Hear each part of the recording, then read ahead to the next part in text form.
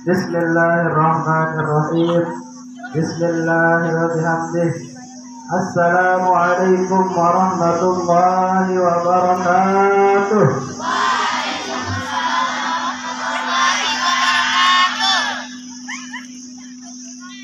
Alhamdulillah.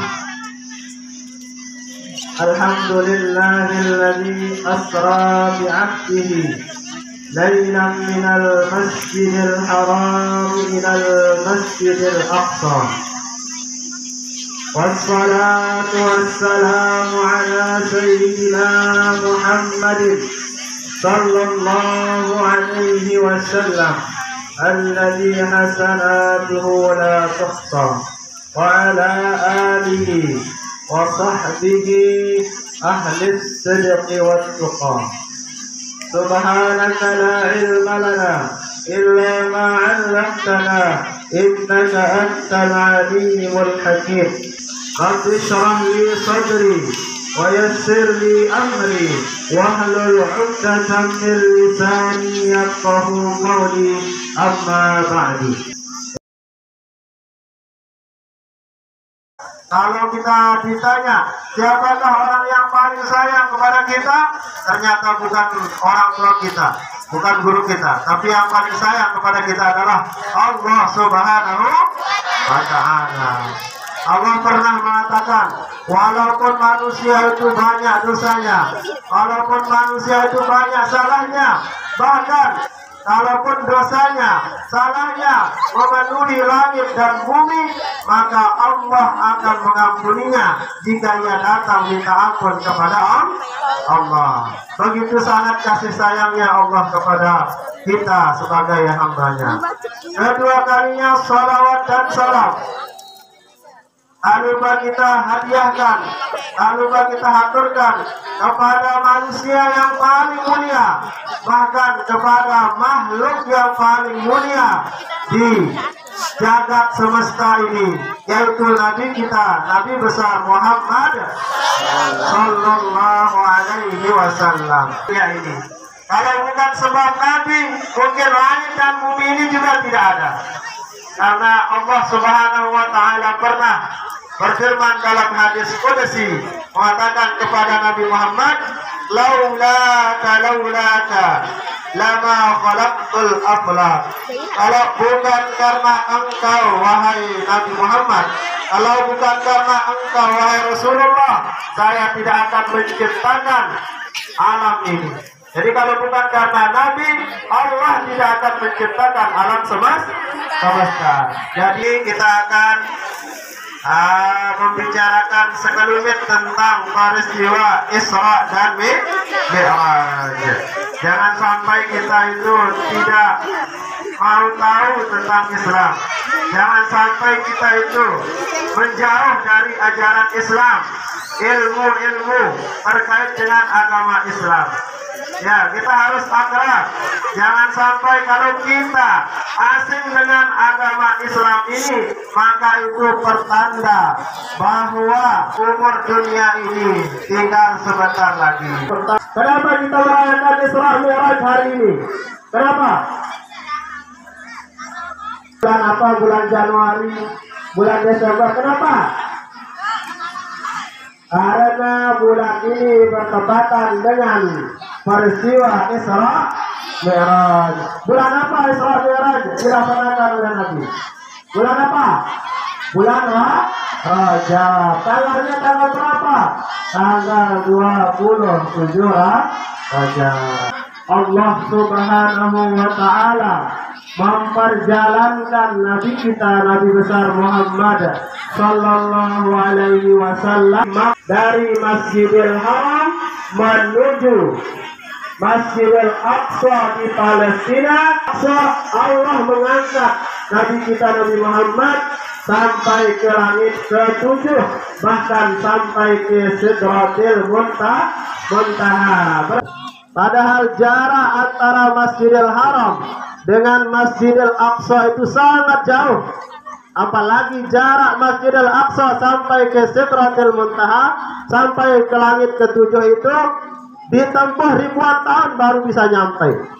Tapi Allah, kalau Allah berkehendak, Allah menjalankan Nabi kita hanya pada satu malam, bahkan kurang satu malam. Allah menjalankan Nabi kita dari Masjidil Haram di Mekah, kemudian menuju Masjidil Aqsa di Palestina, naik ke langit ketujuh, ke Sidratil Muntaha, kembali sebelum subuh. Ya, tidak bisa kita cerna dengan logika saja, tapi kita harus terima peristiwa Isra dan Mi'raj ini dengan iman, dengan keyakinan. Dalam surah Al-Isra ayat 1, Allah Subhanahu wa taala berfirman, Bismillahirrahmanirrahim.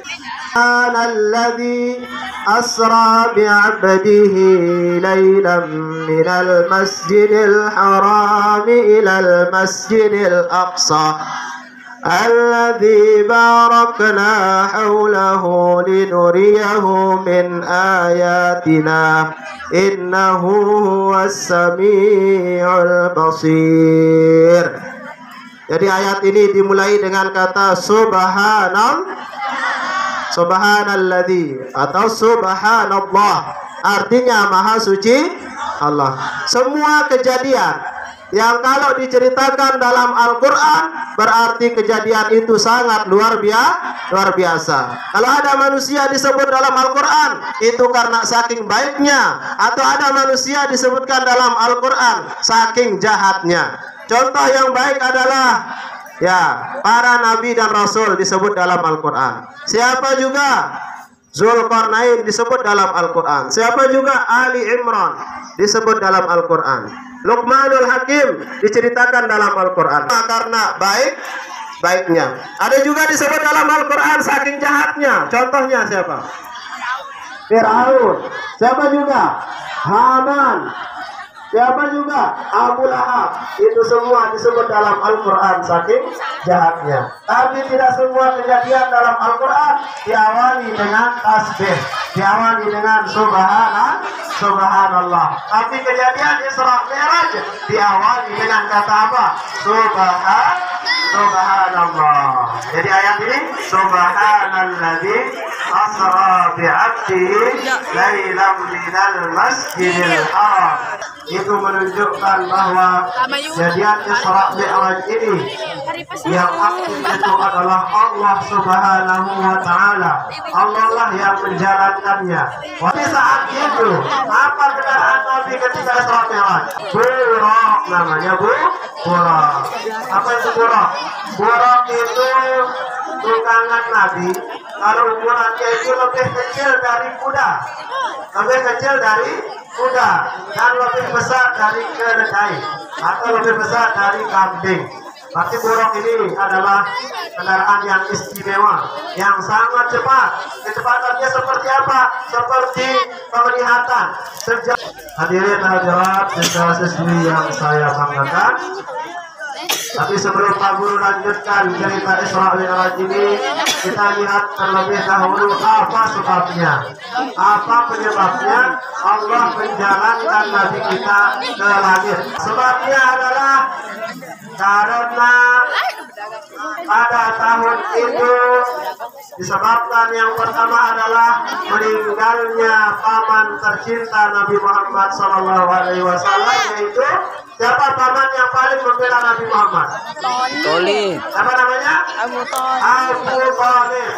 Karena Abu Thalib lah orang-orang kafir Quraisy, orang-orang yang tidak beriman kepada Nabi, takut untuk mengganggu Nabi. Kenapa? Karena Abu Thalib itu adalah tokoh masyarakat yang disegani, yang ditakuti oleh orang-orang kafir Quraisy. Siapa nama pamannya? Abu Thalib meninggal dunia pada saat itu. Tidak lama kemudian meninggallah istri tercintanya Nabi, istri pertamanya. Siapa namanya?